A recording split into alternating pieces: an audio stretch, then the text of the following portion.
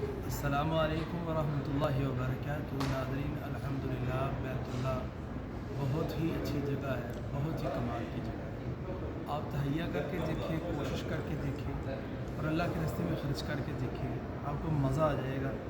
آپ پوری دنیا پھر کے دیکھیں، جیسی جگہ اللہ تعالیٰ نے بیت اللہ بنائی ہے ویسی جگہ دنیا میں ہے ہی، اور مدینہ تو کیا ہی بات ہے۔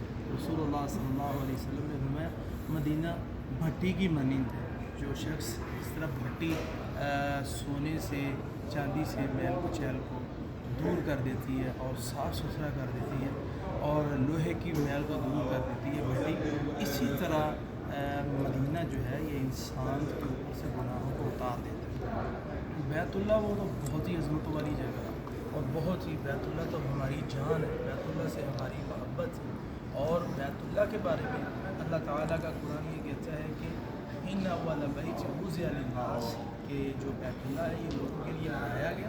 لفظ ناس آیا ساری انسانیت کے لیے، گورا ہو، کالا ہو، کسی رنگ و نسل کا انسان ہو، ہر انسان کے لیے بیت اللہ ہے۔